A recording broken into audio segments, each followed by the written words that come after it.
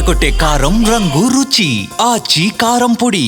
సాయంత్రం 6 అయిందంటే చాలా మందికి నోరాడుతూ ఉండాలి. సో మంచి రుచికరమైన యమ్మీ ఫుడ్ కోసం ఆలోచించే వాళ్ళు పిజ్జా అని ఒక ఆప్షన్గా ఎంచుకుంటూ ఉంటారు. అలాంటి వాళ్ళకి ఈ బ్రేకింగ్ న్యూస్. తెలంగాణలో పిజ్జా హౌస్లపై అధికారులు ఆకస్మిక దాడులు చేశారు. మొత్తం 55 పిజ్జా హౌసెస్లో ఫుడ్ సేఫ్టీ రైడ్స్ చేశారు. 18 పిజ్జా హట్ అవుట్లెట్లు, అలాగే 16 డొమినోస్, 21 ఇతర సెంటర్ల తనిఖీలు చేశారు.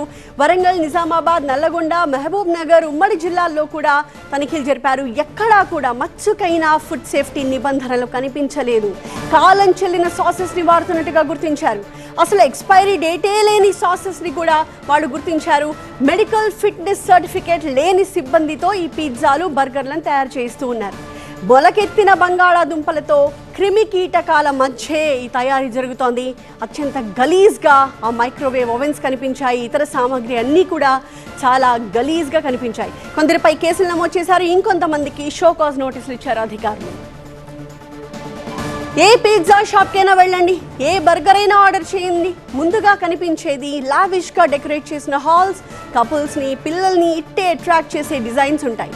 ఏ పిజ్జా సెంటర్ చూసినా హైజీన్కి మారుపేరేమో అనిపించేలాగా బిల్డింగ్ కౌంటర్లోనే సేఫ్టీకి హెడ్ క్యాప్స్, హ్యాండ్ గ్లవ్స్ కనిపిస్తాయి. కానీ ఇదంతా పైకి కనిపించేది మాత్రమే. వెనక్కి వెళ్ళి ఒకసారి మనం కిచెన్లో చూసామనుకోండి, అసలు అవకాశం మనకి రాదనుకోండి. కానీ ఈ మధ్యకాలంలో ఫుడ్ సేఫ్టీ పై ఫోకస్ పెట్టిన అధికారులు వెళ్ళి ఆ పని చేశారు. పైకి చాలా లగ్జూరియస్గా కనిపించే పిజ్జా సెంటర్ల లోపల ఎలా ఉంటుందో చూద్దామని రైడ్స్ చేశారు. చాలా పాష్గా కనిపించిన ఆ పిజ్జా సెంటర్ లోపల మాత్రం మెటీరియల్ అంతా గలీజ్ అన్న విషయం వాళ్ళకి క్లారిటీ వచ్చేసింది. పిజ్జా హట్ అయితేనేమి, డామినోస్ అయితేనేమి, ఇతర ఏ పిజ్జా సెంటర్ అయితే ఏంటి, అన్ని చోట్ల ఒకటే సీన్. ఫ్రీజర్లు ఏమో చాలా కాస్ట్లీగా కనిపిస్తున్నాయి, కానీ వాటిలో ప్రిజర్వ్ చేసిన మటీరియల్ అంతా కూడా ఎక్స్పైరీ అయిపోయినవో లేదా అసలు ఎక్స్పైరీ డేటే లేనివో కనిపించాయి. స్టోర్ చేయాలని గైడ్లైన్స్ మేము ఉండే టెంపరేచర్ 1 to 5 ఇస్తున్నారు. ఇవి డీప్ ఫ్రిడ్జ్లో ఉన్నాయి, ఐస్ ఫామ్ అవుతుంది కదా. మైక్రోవేవ్ ఓవెన్ చుట్టుపక్కలంతా క్రిమి కీటకాలే. పిజ్జాతో పాటు లోపలున్న కీటకాలు కూడా ఓవెన్ వేడికి మాడిపోయి పిజ్జా ఫ్లేవర్స్లో కలిసిపోతాయేమో అనిపించేలా ఉంది అక్కడ సీన్.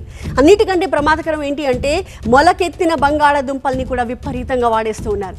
మీకు తెలుసో లేదో, బంగాళాదుంపలు మొలకెత్తితే విషంతో సమానమని చెప్తున్నారు డాక్టర్స్. ఇదే కాదు, పిజ్జాలకు వాడే అనేక రకాల పదార్థాల గురించి తెలిసిన మెడికల్ సర్టిఫికేట్ ఉంటేనే వాళ్ళు పిజ్జా సెంటర్స్లో పనిచేయాలి. కానీ అవేవి లేకుండానే స్టాల్స్ నిర్వహిస్తున్నారు సిబ్బంది. ఇప్పుడు పెట్టుకొని సీజన్ కదా, ఉన్న మేము పిఆర్పి పెట్టి ఇది ఓన్లీ పెట్టి. మా ప్రతినిధి లక్ష్మీకాంత్ మనకి లైవ్ లో జాయిన్ అవుతారు దీనికి సంబంధించిన లేటెస్ట్ అప్డేట్స్. లక్ష్మీకాంత్, సో మొత్తం హైదరాబాద్ లో ఎన్ని సెంటర్స్ మీద ఇలాంటి దాడులు, రైడ్స్ జరిగాయి? అధికారులకైతే దిమ్మ తిరిగే వాస్తవాలు, దృశ్యాలు కనిపిస్తూ ఉన్నాయి. షో కాజ్ నోటీసులు ఎంతమందికి ఇచ్చారు? ఎంతమందిపై కేసులు నమోదు చేశారు?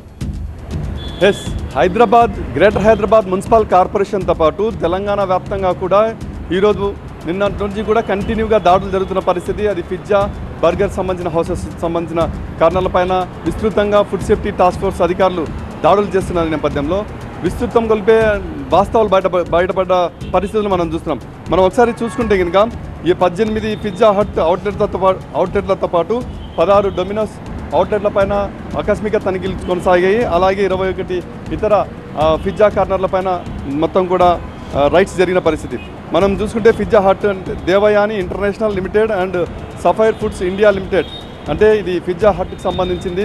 దీంట్లో మొత్తం కూడా తనిఖీలు చేసిన సందర్భంగా అక్కడ చూసుకుంటే వెజిటేబుల్స్ అండ్ నాన్ వెజ్, మాంసాహారము మరియు శాకాహారం సంబంధించిన ఒకటే ఫ్రిడ్జ్లో నిల్వ ఉంచడం, అదేవిధంగా కాలం చెల్లిన సాస్లతో మొత్తం కూడా సప్లై చేస్తున్నట్టుగా, మొత్తం ఫుడ్ ప్రాసెసింగ్, మేకింగ్ చేస్తున్నట్లుగా బయటపడింది ఇక్కడ.